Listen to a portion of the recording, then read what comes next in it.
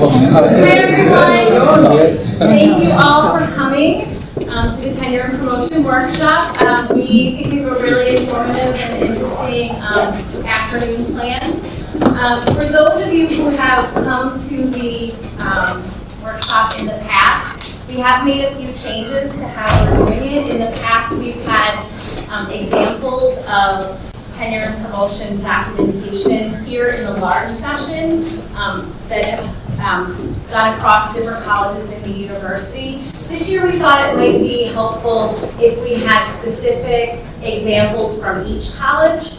So we're going to have a general discussion of Article 22 and 25 from Greg Bard in the general session, where we'll have a chance to ask some questions around this process from the point of view of the contract. And then in the breakout sessions later this afternoon, you'll have an opportunity to see an example from your specific college if you're deemed there to answer that question. So again, thank you all for coming. And I'd like to ask Provost Wells to please come up and say a few words. Thank you. Good afternoon, everyone. Thank you so much for being here. You're just like first day students, everyone. Again, good afternoon, and I really thank you and congratulate you for coming, whether you're in your first year or somewhere along the way. It's really important, I always think, to get to know as much as you can as early as you can. I'm just going to share a few thoughts this afternoon, and I've kind of organized them into the process for tenure and promotion, some tidbits I might share about that, the presentation of your materials, as well as the substance of what goes into there, from the vantage point where I sit in the process. So let me start with just sharing a few things about the process. One of which I've already said, and I thank you and congratulate you for coming to engage early. It's always, it's never too early to engage and thinking about what you need to do for tenure promotion, as well as to begin organizing and collecting in terms of whether you have folders on the different criterion you think your materials might fit in. But I think engaging early is an important step of the process. Another pearl of wisdom that I'll offer is to read the contract. And I know that you said that we're going to be talking about the contract and looking at what the contract says, the language about tenure and the language about promotion. There are nuance, or not so much nuance, there are distinct differences between the two. And so to be clear and to always know what those guidelines are, and so to read the contract about that. I'll share a little bit about the substance of it, if you will. One of the things in the contract, in multiple places in the contract, whether it's talking about tenure or promotion or leaves or other kinds of things, it always says that your work should align with the goals and objectives of your program, your department, your college, and university. And so that's a very important part of, in many cases, it's the second half of the sentence. And to be mindful about that as you do your work in the early years, and certainly that'll be resonated in the PDP and PDR process. But to align what you're doing with, and certainly the goals and objectives of your program department should be aligned with the college and the university, but seeing that from an institutional level as well.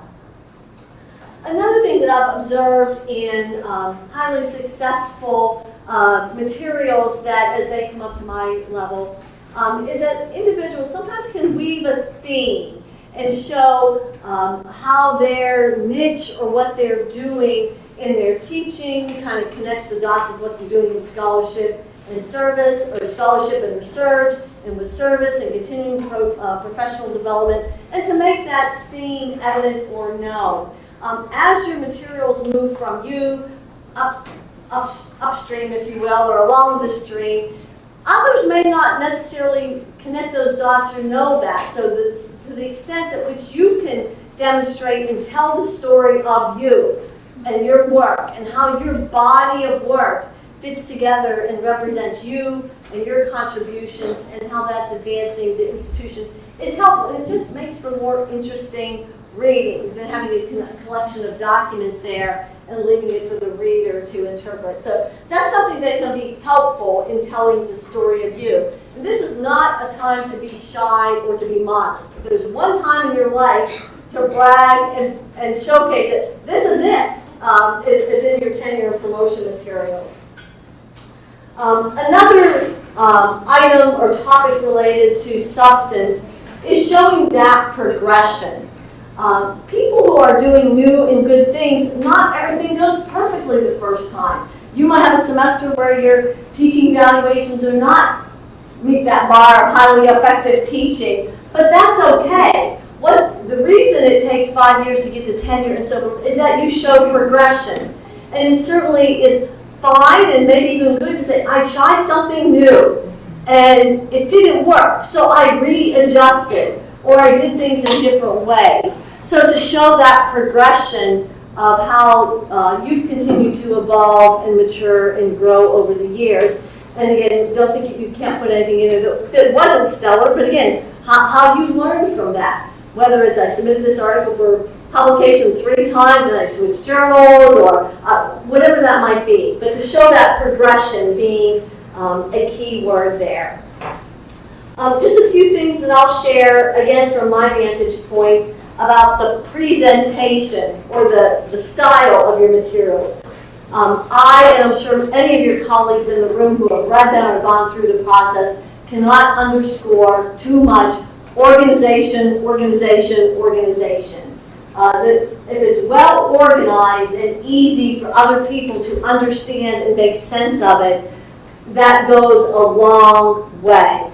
And I know in some cases we've had, I think last year, maybe last 2 years, all of the materials I received from one particular college were electronic. Again, that might be a direction that individuals are going or not going, but the important thing is that it's well organized and things aren't falling out or that, and it's certainly okay if there's a syllabus or a document, you want people's eyes to zero in on a particular piece.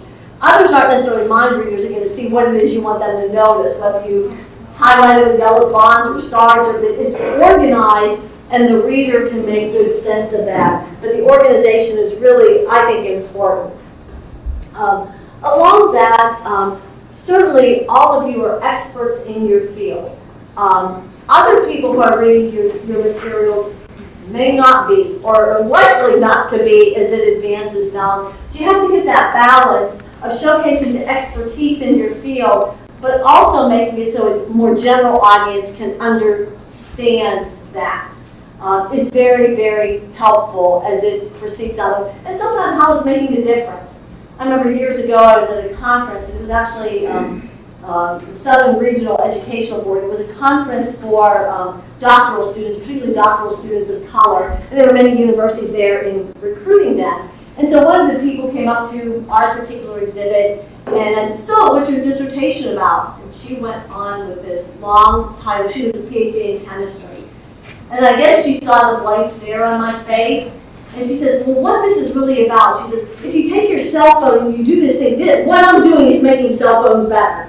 But again, if you can explain how it's making it, how those big ideas translate into real world thinking, can be helpful. Not only in your tenure and promotion process, because it's also a way I get to know about everyone in a much more deep level. And if I'm seeing you somewhere else on campus, can engage in a conversation about that.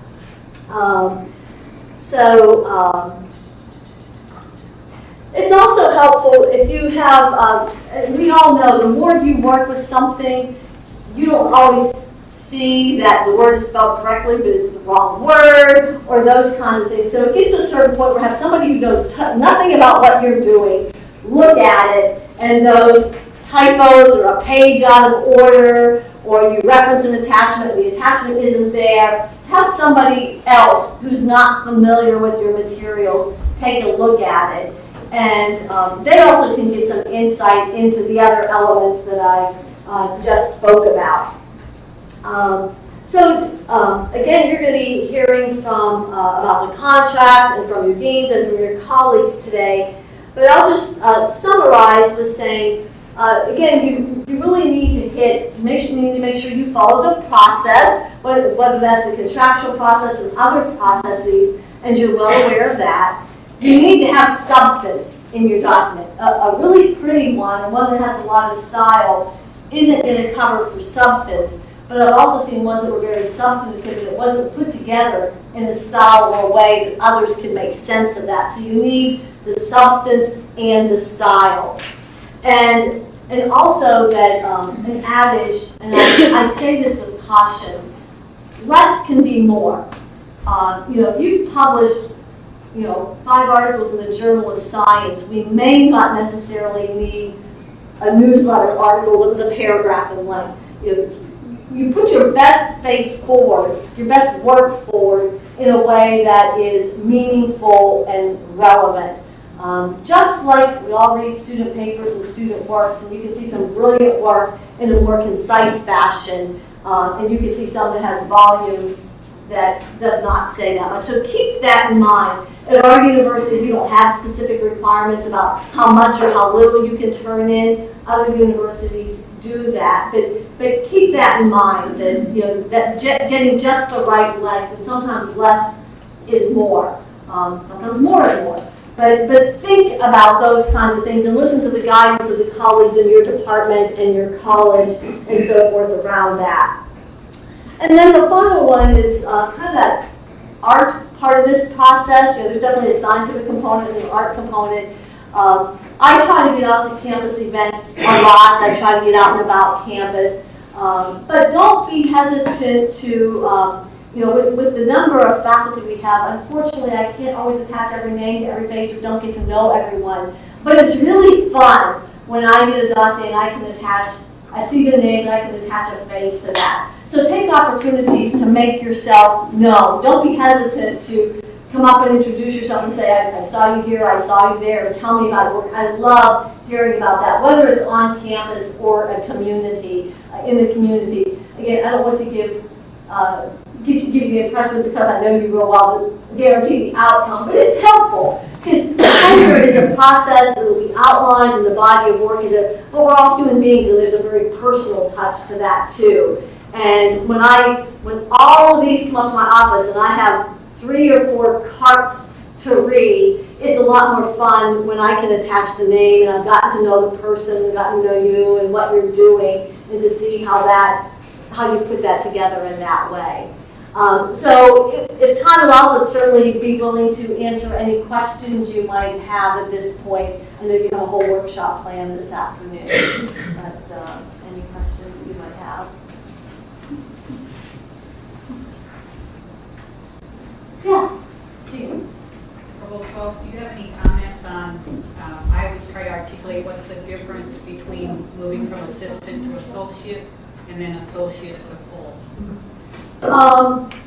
As a campus and within our contract, we do not have a hard line. Of the university I went up through tenure, everyone kind of knew in order to be full, you had to have published a book. That was the rules on that campus. Or to go from assistant to associate, you had that X number of dollars in grants. We don't have that, but generally what I've ascertained for our campus is that for that full professor, you really need to be a leader in your profession and have that distinction beyond the university. Again, in our context, I think those are important conversations to have within the college and in the department.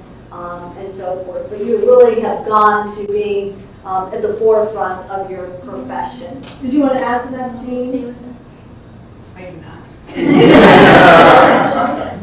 I just think that's a challenge. And it's hard to articulate, just as you said. But there is a distinct difference any of us that have been in this profession. I think the challenge to move to that full professor shouldn't be taken lightly. Correct, because I think you're really at the pinnacle of what you've achieved. And if you look at it, sometimes from the eyes of a 4th grader, if you're at that point. Likewise, we often see, and I hear from our deans, there's individuals who we believe are doing full professor work, but being good Minnesotans, we're so modest and say, I'm not ready for that. But to think about that in that regard. Yes? Well, what do you see as the difference between tenure distinction and promotion distinction, because that is a common question. Yes. A lot of people as well. Yes, I see a distinction between those, but what's, and I can give my opinion on that, but what's most important is what the contract says is the distinction between those. And that's where it's very important to read the contract about the distinction across the 5 criterion in what that distinction is. And they use different adjectives in that regard. We are not a campus that's up and out, meaning that there are many campuses where if you don't achieve promotion, you're out. Tenure means you're doing the good work and you get to continue. Promotion to associate is promotion. So again, look at the contract and what those differences are. Other questions? Yes. Is about the 5 criteria? Is there one that you kind of hone in on and that you look at a little more closely, or that's? I'm asking for a friend. And I'm recording. Again, within our context, what is really, really important is what the contract is. And certainly I have a place in the process where I evaluate and make recommendation to the president. However, I think what our campus says, given, going back to what I said, thinking about the goals and objectives of your department, your program, the college, and the university, and our mission as a university is a highly effective teaching is very important. They're all important. That's why they're 5. And oftentimes, I know from when I went through the process, it's like, you get to certain things, it's like, I could put this in demonstration of effective teaching, but in that class project, our students did something to make a difference to the community. So I could put it teaching or service. And there's some of those things you wait till the end and you see where you need it or where it best fits. But we do have that commitment to being with our mission as a public regional institution. And in my time here and before me, I've not seen where someone who is not teaching effective or highly effective teacher has met that bar for a tenure promotion. And we are very fortunate with our process of the PDPs and PDRs that haven't prepared one to be at that particular point. Thank you. Other questions? Those are good ones. The final thing I'll say is have fun with it. It is a little bit of a nerve-wracking process inherently, but it is fun to take time to step back. And however you do that, I did a paper process when I went through to lay everything out and say, wow, look what all I've done. Or to start doing that earlier in the process and say, maybe I don't have as much of this area as I thought I did. I need to focus on this area. But have fun with it because it's an opportunity to tell the story of you and you at the university and how we're different and better because of you. So keep that personal element in the contractual process and the procedures and all the other kinds of things because it really is a fun kind of process. It should be. So. Okay. Any other final questions? Okay. Well, thank you. Enjoy your time here today. Take advantage of all your colleagues and the experts. And I look forward to seeing your materials whenever they may arrive on my desk according to that timeline. So thank you. Thank you.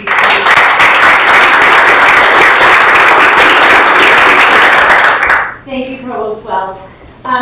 Another important part of this process, whether you're just starting out or you're moving from assistant to associate to full, is the area of professional development. And we are very lucky here at this university to have many resources available to us related to improving our professional and helping with our professional development. And so we have some presenters to give you some information about what those resources are and the services they can provide. So if I could ask those presenters to come down to the front.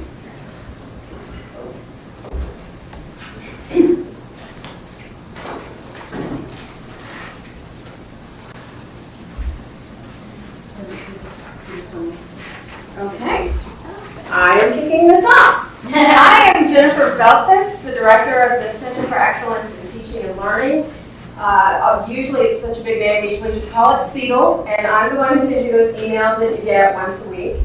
What CETL does is arrange a variety of professional development opportunities for faculty and staff on a variety of issues. So we have professional learning communities, which meet several times a year. We have Scholars at Work series, which are one-time 50-minute seminars where faculty talk about what they're working on in terms of teaching and research. We have book discussion groups, and one thing that I'm particularly excited about this year that is relevant to what we're doing today is the Shut Up and Write Fridays.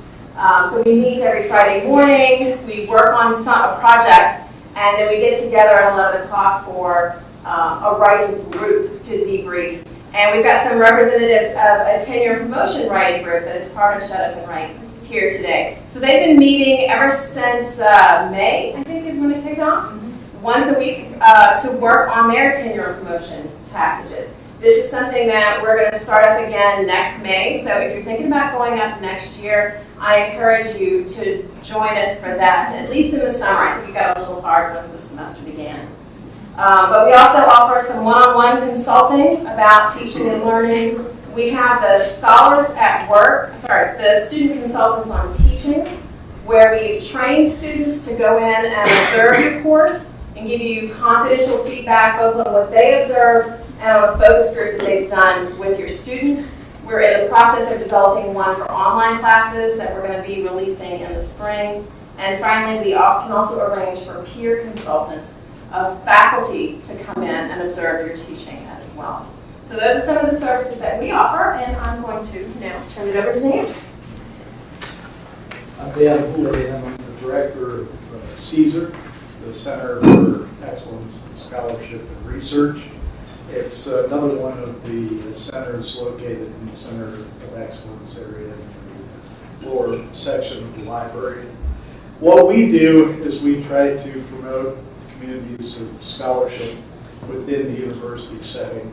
One thing that we would like to see more of, it's an aspirational goal, is more research being done across departments together, because we have very strong scholars. This is apparent. Even though I've been in the position only a couple of months, I've had the chance to read over about 40 manuscripts, and we have people doing great stuff on the campus. It's just absolutely awesome. Also, one of the things that we want to do is try to help people convert ideas into tangible research opportunities.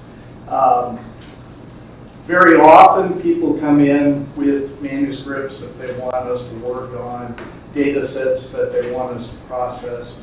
We do all that, and that's part of what we do. But what we would like to do more often, and gratefully I had two people come in this week who were like, we're thinking of doing this research. What do you think about this approach? And we're there to try to help refine those ideas, to help people maybe avoid small mistakes that might take away some of the capacity to publish stuff. And it doesn't hurt to have another set of eyes on anything. And so if you have a dissertation that you've been thinking 3 years about publishing and haven't quite figured out how to break it down or get started with that, let us know. Okay, we can help with that. Also keep in mind, well-controlled case studies get published. Small N studies get published. Reviews of the literature get published. It doesn't have to be the greatest study ever conceived of for it to get published. The other thing that we will help you with is how to make your research more recognizable. It's not just important to get stuff published. Citations are also important.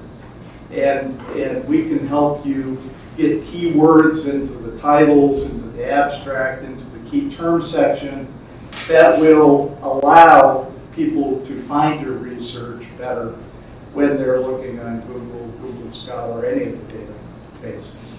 So any of that sort of thing we're willing to help with. The handouts that are floating around, some of you might have them, there's some up there. We have a couple of workshops still this semester. One on Qualtrics, which a lot of people have been asking us questions about Qualtrics. Another one on how to revise and resubmit manuscripts that might have been rejected or recommended resubmission. We'll do that also to try to help. And then just to emphasize what Dr. Panahan was saying earlier, I had the opportunity last spring semester to do a program evaluation at another university in our system. They don't have stuff that we have here. The faculty development opportunities are amazing. The administration is putting those in place to help you get promoted, to help you raise the profile of yourself as well as the university. Take advantage of it. Don't be afraid to keep us busy. Thank you. Are you clapping because I'm walking up or dancing? I'm not sure where that goes. I'm Barry Reese, I'm the Associate Vice President of Research and the Graduate Dean, and I'm here to talk specifically about the faculty research grants.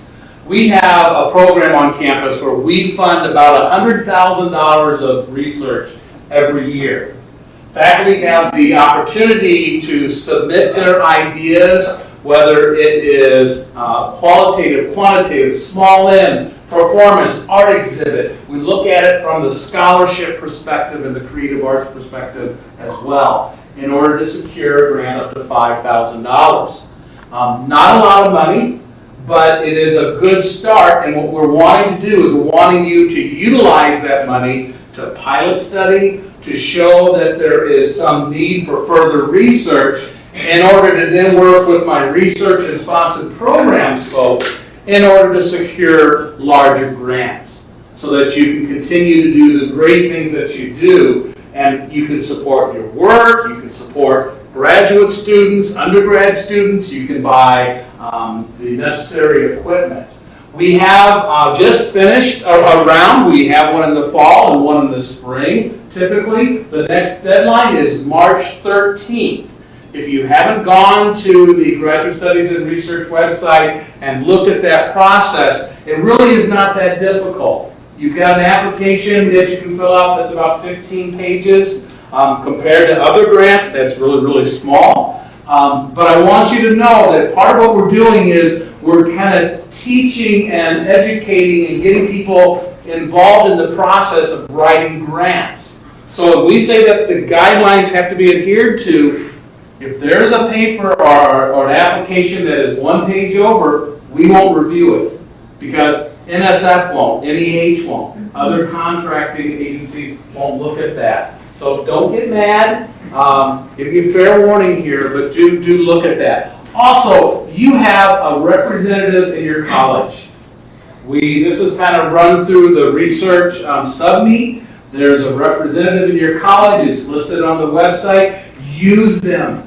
They will guide you. They will help you. Research and sponsored programs will help you. We will preview everything if we get it in enough time to see, are you one page over? Did you use the wrong size font? We'll point that out so that you can be successful. Because that's truly what we want, is we want you to be successful as you continue your research and scholarly efforts. So, if you have any questions later, let me know. Thank you, and have a good afternoon.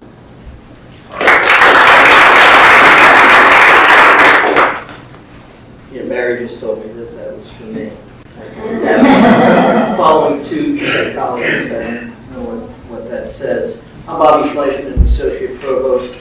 I'm here to talk briefly about faculty improvement grants. We receive approximately $50,000 a year from the state for faculty improvement grants. They're designed to provide funding for faculty members working on your 5 criteria. The grants are awarded to pursue the following: workshops, institutes, seminars, symposia, and other interactive activities.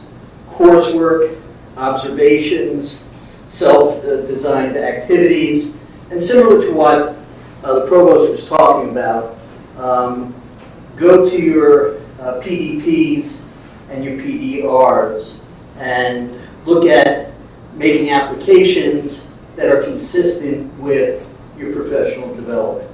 All faculty are eligible for these grants, except for adjunct faculty. Deadlines in mid-October and mid-March. Any questions? Okay, thank you. Thank you. And I'm just going to quickly talk about the last one, the Teaching Scholar Fellowship Award. This award is actually granted through the Faculty Development Committee, which also puts on this workshop. And this award is given in the summer to faculty in order to improve and enhance teaching and the courses that we teach. It's not just going over or doing a course overhaul or anything. It's looking at a project that would be advancing your course and your teaching in some innovative and interesting way. Along with the project itself, there's also dissemination of what you've done and the innovations that you've made within the project. Unfortunately, the deadline for this year has already passed to apply, so you'll have to wait till next year for the summer of 19 for the next awards.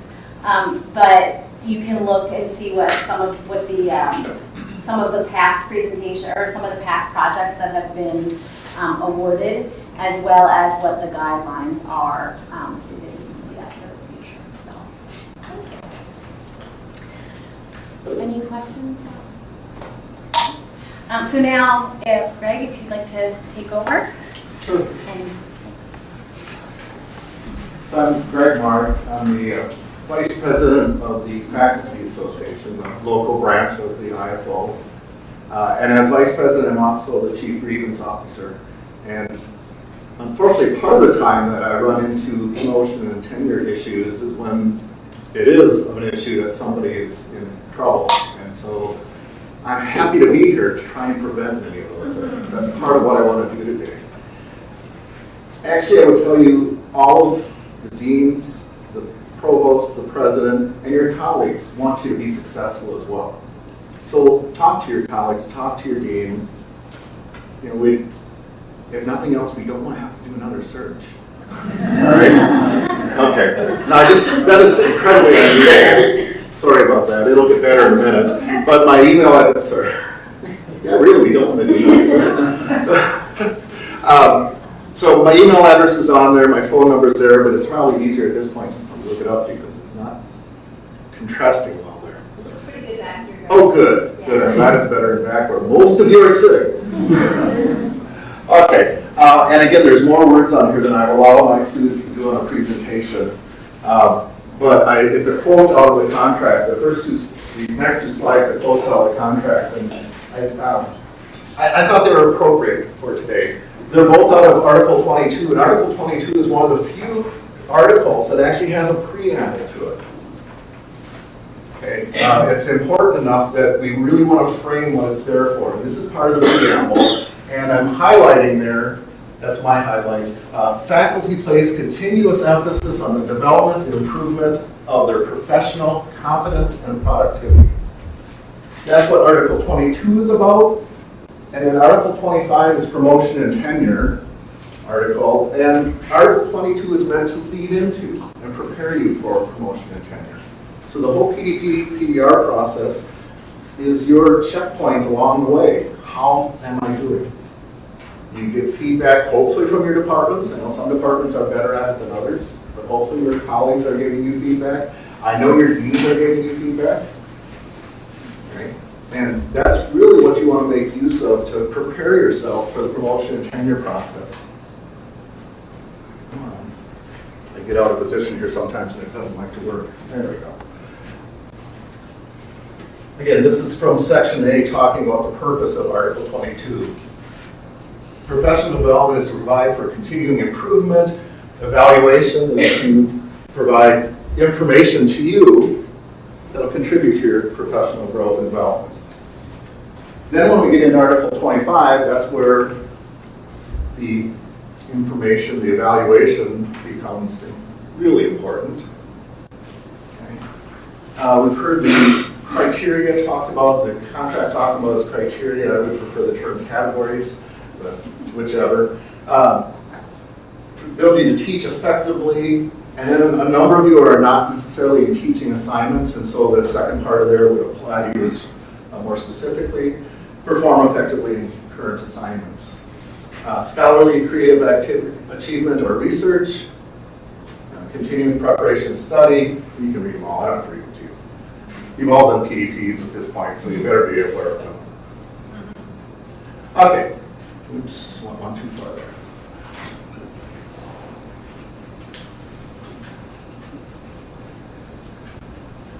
One of the things I appreciate about my position is that we have a good working relationship between the Faculty Association and the administration. I know I can go to any of the deans and have good discussions. I can go to the provost, and we have a pretty good common understanding of things. As such, I'm going to echo a lot of things that the provost said. Okay, we have good agreement on that. Now, there might be a few things where we disagree and a few things where we're just uncertain, but so she talked about criteria for tenure and or promotion. So here's what the contract says about tenure. Okay, so it's normally based on your work during your probationary period. When it says normally, it means there can be other things included. And this is particularly if you've been a fixed term or adjunct, for that matter, employee first. You can include that as part of your professional development and your tenure application. Okay. If you've worked elsewhere, no. Okay. You might have been a great star at another institution, but tenure here depends upon what was done here. It can be done as an adjunct, a fixed term, or in your probationary period, but it's got to be here. Now, that's not to say I wouldn't put it in there. Just help to brag a little, right? Okay. And then the bullet point, professionally competent achievement. When they talked about differences between promotion and tenure, tenure is kind of a basic level. You've got to be competent. You've got to demonstrate professionally competent. We'll see in the next slide that there's a little bit different phrasing used for promotion. And again, I'll echo what the provost said. The evaluation is done, and you want to show your record of performance, both based upon the goals that you've laid out in Article 22, and that your department dean have talked about in Article 22, but also it's the goals and objectives of the department, program, college, university.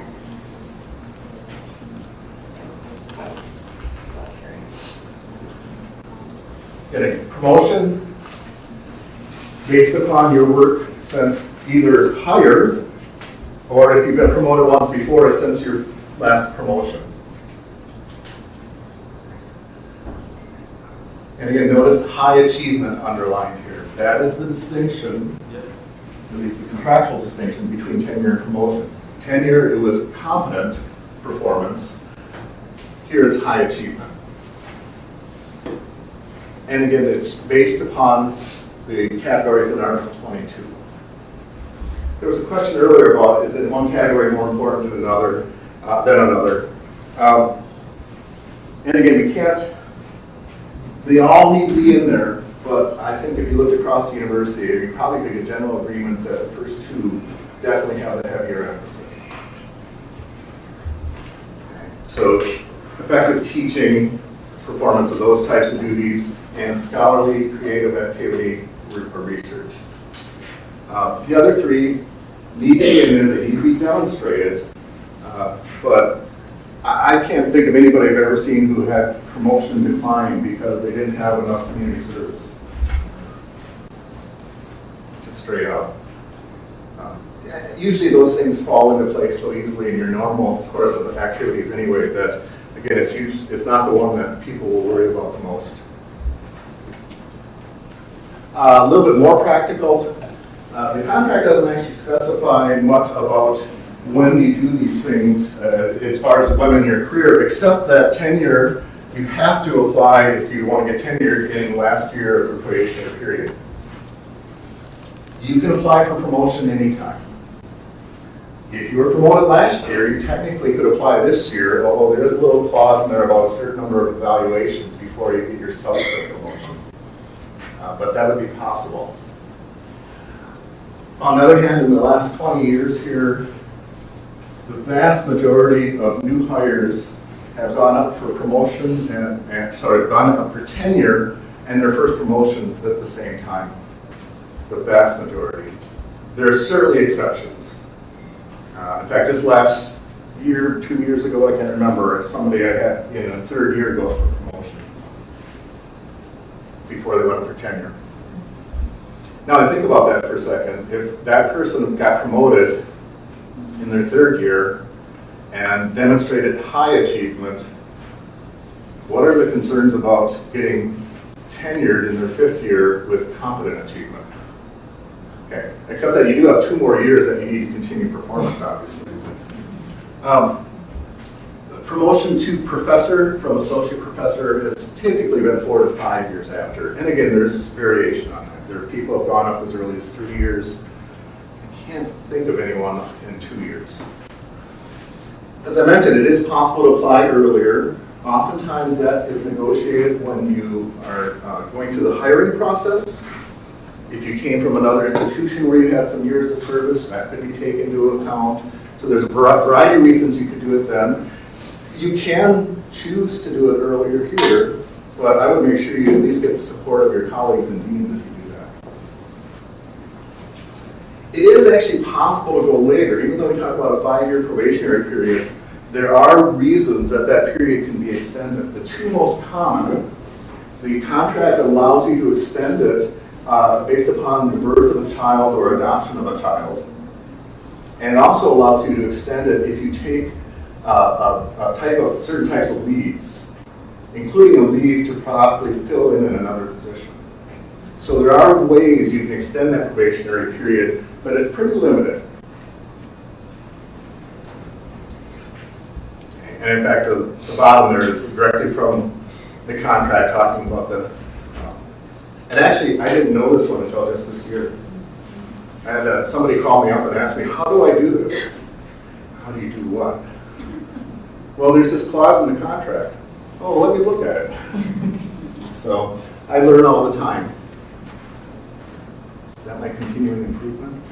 To document that. Okay. I've had people ask me what a typical document looks like, and I'm not sure I can give an answer to that either. It can be, well, I will say, most of the time there's some type of an introductory 10, 15-page narrative, or shorter. I'm sure the deans wouldn't mind if it was a little shorter, right? Where, as the provost said, you're telling your story. Oftentimes you don't put the evidence right in with your story, but you refer to it. So Appendix 1, Appendix 7, whatever, refer to it within your story, but really try and tell your story with minimal interruptions. And then anybody who's going to look at it later on can say, oh, I want to look at what is the evidence for this claim, this statement. That's about the limit of my advice on the format. Seriously. It is up to you. I would look at a lot of what happens in your department. What are your colleagues doing? And some of it is appropriate to departments. For example, I'm not sure how the people in art document some of their artistic works, but it's appropriate to have it in there. I'm not sure that the provost wants a 5x7 painting to come along, but whatever. I will say I'm starting to see a few more electronic versions where people are basically hyperlinking. They'll have their text and they'll hyperlinks within the text to a document. If you do that, try and make it nice so that there's a link at your document that takes you back to the text. Okay. That isn't new, by the way. The first one of these I know of is, it was in 1992. And it was turned in on a 5 1/4 inch floppy. Some of you remember what floppies are, right? Okay. What's appropriate? Well, again, you decide what's appropriate. What is going to support the statements you're making? Do you need entire papers? I would talk to your deans about that. I think that's the most critical place, but at least my experience has been if you can put in the cover sheet. But ask your deans. I'm not sure what their preferences are, and they may want more. You should have multiple examples in each category.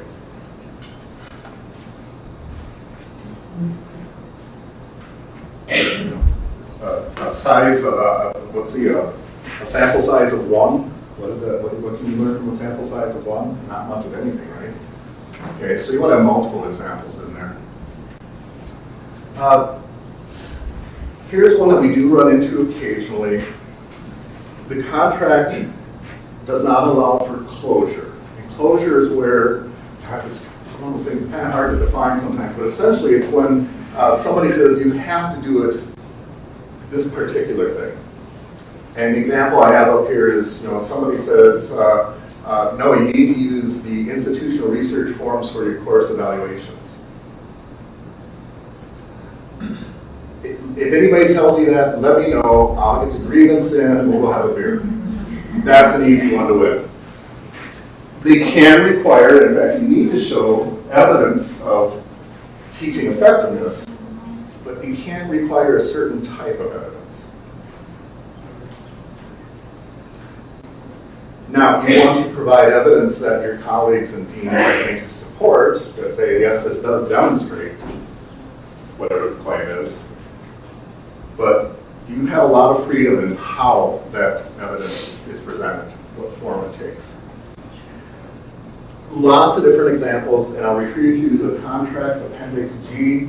There were some copies in that, but it looks like maybe they're all out. I will get more. If you want a paper copy of the contract, you can stop by the Faculty Association office, which is 248 upstairs here at the Crossroads. We have boxes of them. So we're happy to give you a paper copy if you want to see it. I encourage you to do that. If you have a sleepless night, I got a few sections I encourage you to read. And then this last point on this slide. So in Article 22, who's been looking at materials? Your colleagues and your dean. Okay. This is going to be the first time it will go beyond those two groups. Okay. It's going to go to the provost and the president in particular. Those are the two people you really want to impress. And as the provost pointed out, you need to impress them in a way that they're going to understand that they should be impressed. Did I say that right? I hope. No offense to the president, but I think if I went in there and I tried to tell him about what I was doing with pharmaceutical microbiology, his eyes would glaze over very quickly. And I'd be wasting my time and his. So do make sure that you prepare your documentation, and especially that narrative, in a way that somebody from outside of the area can understand. I've occasionally read people's documentation for them from outside of my area just to give them feedback on that. I'm sure you can find other colleagues from across campus who would do that for you. Don't hesitate to take advantage of that. I've had a couple times it's come up, do we have to have letters of support? Many institutions, they want letters of support either from within your area, within your department. Well, that's part of the departmental evaluation, so certainly we wouldn't have that, but it's not required to have letters. There are other ways that the department can show support. And then, can you have them from outside your field? For example, if you have a peer who teaches at Cambridge University and thinks the world of your work, hey, that would be a great thing to have. I would encourage you to have that if you can get it, but it's certainly not required.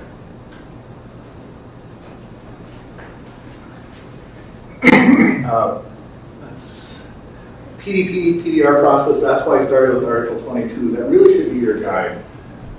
Majority of people, when they go up for promotion and tenure, they really go back and look at what they've heard from their department, what they've heard from their dean. You can make a pretty good prediction on whether you're going to be successful in promotion and tenure. That's why they've been giving you this feedback. You're doing great in this area. You know, you get a little bit more emphasis here, whatever. Take that to heart. And use that, again, to be successful.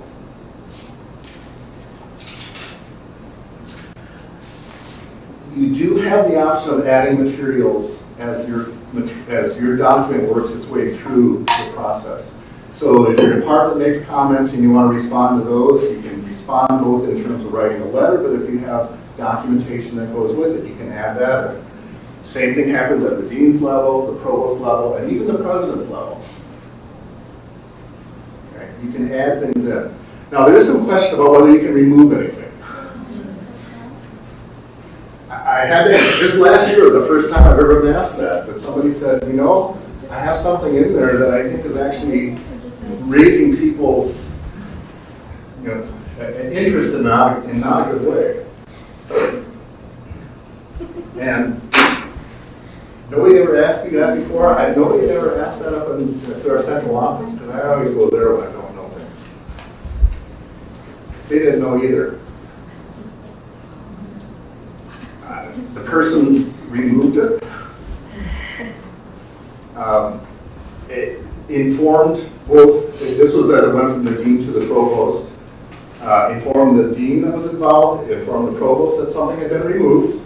The provost would have never known because it wasn't specifically referred to in this narrative. It was just something added in there. And they were successful, so up until this point, we haven't grieved it, so the answer is we don't know. And that's part of what grievance is about, right? It's when you have a disagreement over what the contract says, and the way you resolve that is by filing a grievance and learning from jointly what the contract says. So, can you remove things? I don't know. Try it. Like I said, that's the first time anybody's asked in the state as far as we can tell. So I don't expect it's going to happen again for a long time. Hopefully I'll be retired by then and I won't be responsible for anything. The timeline, it did change this year, which I think most of you are aware of, if not all of you. But it is online at that website. If you go to the faculty staff page on our website, there's a calendars link, that'll take you there as well. You may note that our campus deadlines are actually ahead of the contractual deadlines. Part of the contract allows each campus to set, through the meet and confer process, what is our schedule for the tenure process or doing the promotion process. We can be earlier than the contractual deadlines, we can't be later. So most of ours are a few weeks earlier, some of them are only a few days earlier. At the very end, the president's might even be that contractual deadline now. Let's see, yeah, that's it. So I'm happy to answer questions. I do plan to try and wander through the different breakout sessions to see if anything comes up there. And if you want a copy of the contract and we're out and back, let me know, and I will make sure I get one. That's all I have. Question. Right here. Is the content of our tenure or promotion application considered confidential, or would it be subject to a Minnesota Dental Practices Act request? Well, it would certainly be that. Anything is subject to the Minnesota Data Practices Act. I mean, it's all fits under that, but do you even have to go through that? That's another, I'll say, I don't know. I've never had it come up. I mean, it's a document that you already know you're going to be sharing with your colleagues, you're going to be sharing with your dean, the provost, and the president. But we don't think about it being shared with the public. Yeah, and not bad. I'm not sure. I mean, my assumption would be that only those who really need to see it would be able to see it. I don't think, for example, I could go into a department just as another, like if I wanted to go to chemistry and see somebody's promotion material, I don't think I could do that just because I want to. But I will ask. And then I'll learn something. Document it. Other questions?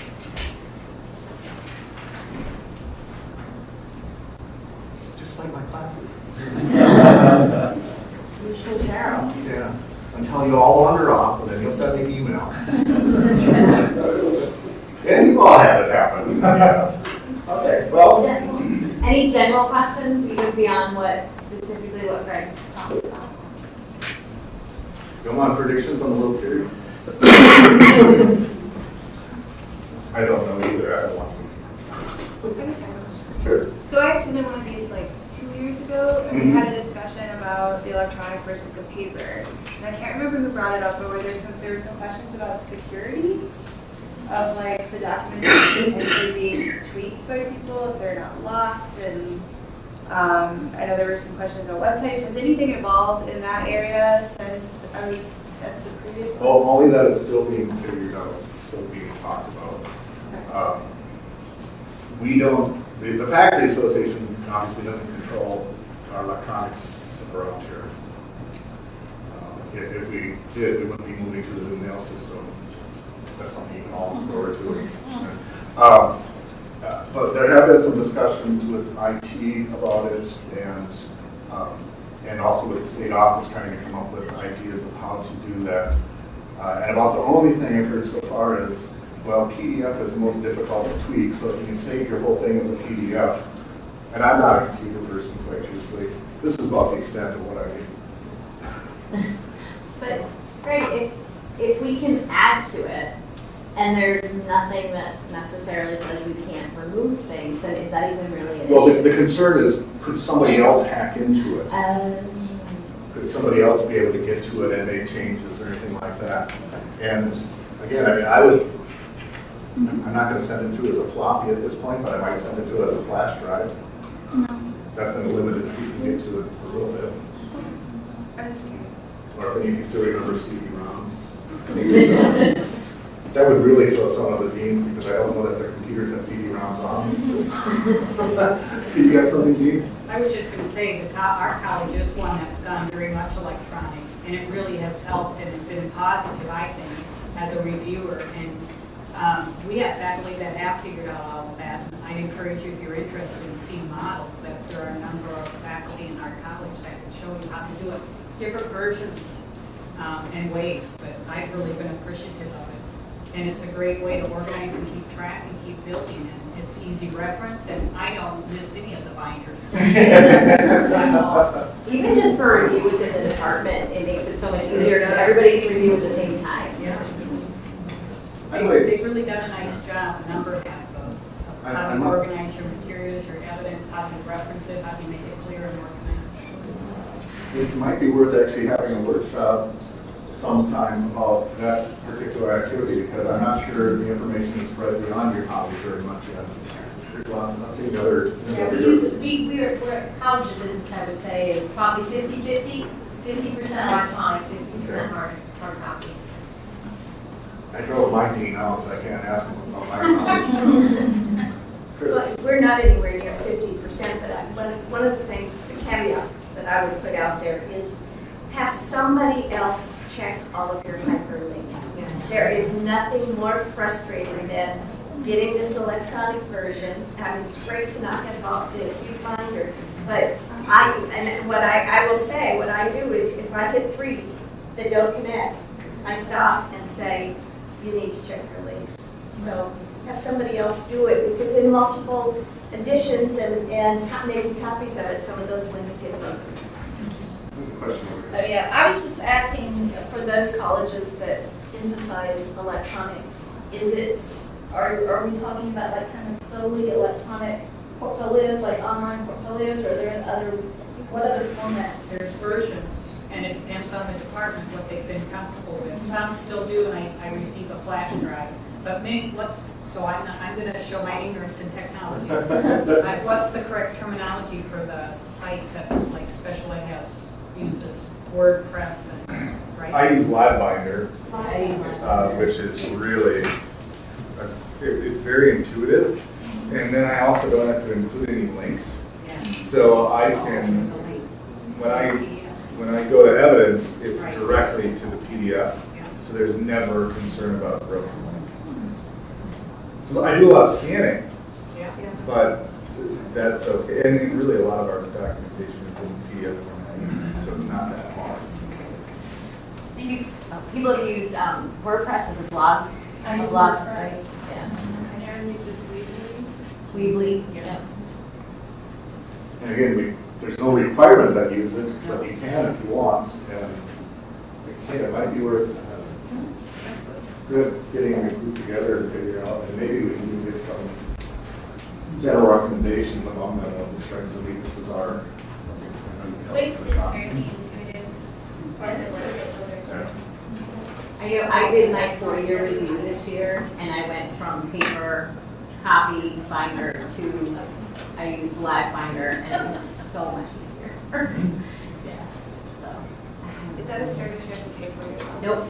Well, there are like, you can get more features if you pay, but I just used the free version. Did you use the free I version? paid for it. You paid for it. It's like $40 a year or something like that. And then my concern is that I started paper, pencil, and hard copy, and now as I put together tenure documents, it's going into electronic. So, yeah, it's like $40 and pretty intuitive. And I used the free version, and it was Yeah. enough for PR. So in my tenure documentation, I actually didn't even grab something. Go ahead. efolio.com or efolio.mn.com, I think. That's $10 a year. So maybe, I'll be happy to gather, if people just want to send me emails of what they've used and maybe a little bit about it, I'll compile it and then we can put it out for everybody. Like pros and cons. Whatever you want to supply with it, because I'm just going to copy and paste to when I send it out to everybody. I'm not going to do any analysis because I'm not qualified. One of the things that I see that people forget often, especially if they're going electronic, is all the transmittal forms. And it really is the faculty member's responsibility to print and prepare all those transmittal forms that then are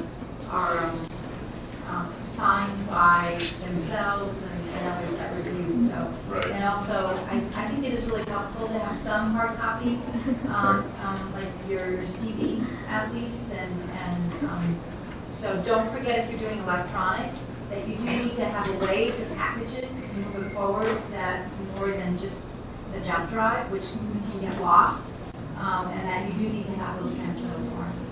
Can they be included in You know what, maybe I can even bring them up quick. It's just, I would recommend sheet basically. because they need to all be individually signed. But you said that they don't get that online, we have it. No, because it's signed that you don't need it, and so. Is that, thank you. I guess I did. I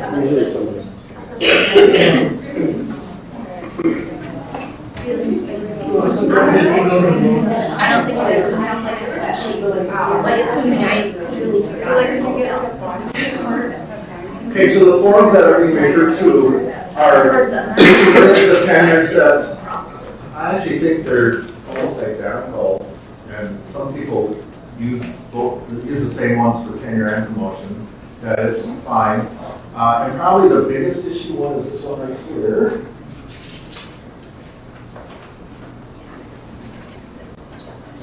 And you see this tenure and promotion document, department statement. And in fact, this is one where there's at least 2 major camps on campus on what this means. And I'm talking specifically about the second page where you have signatures.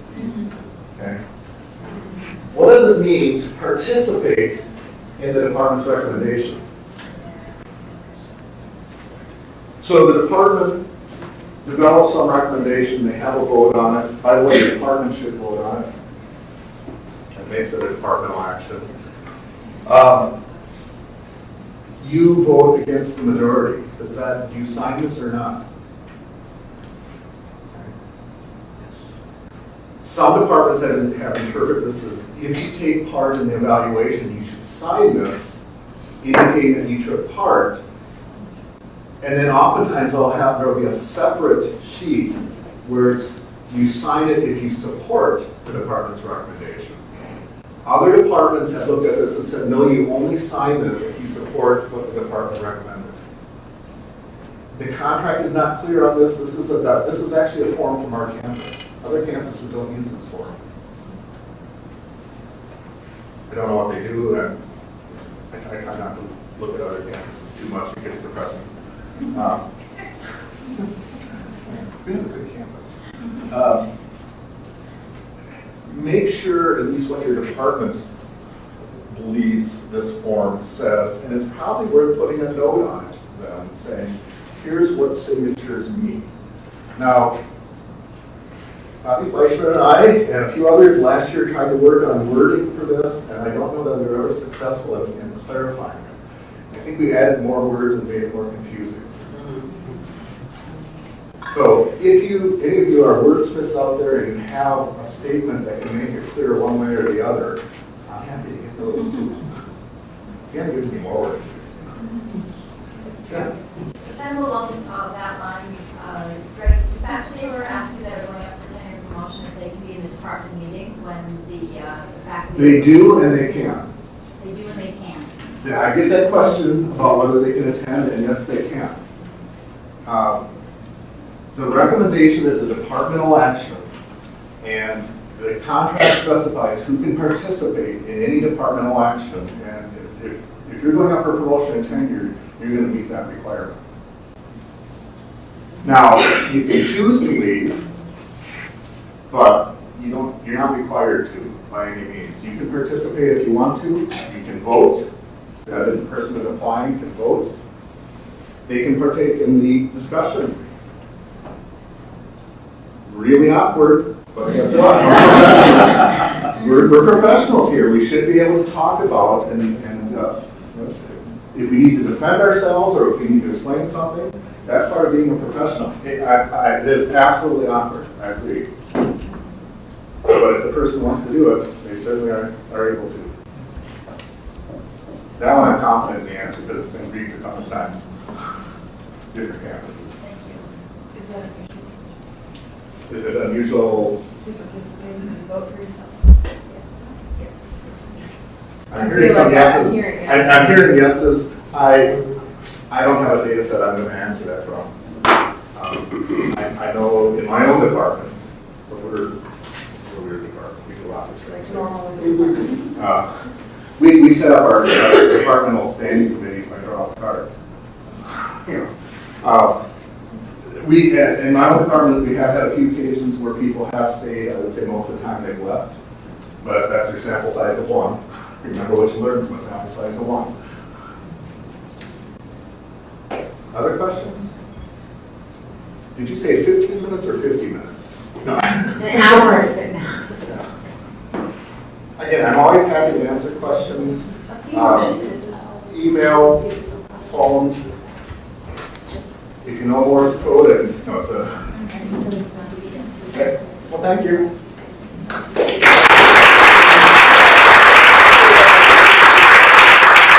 Thank you very much.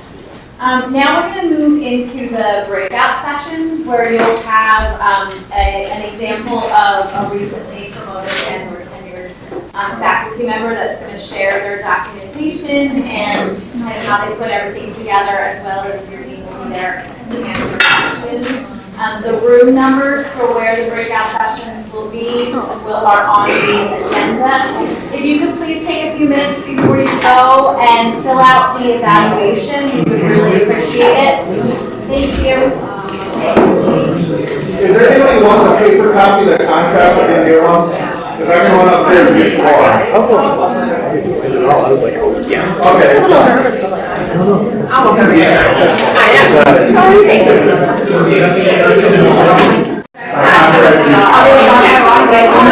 No, Jeff knows that. And that's the frustrating. I'm CSB, and she knows that.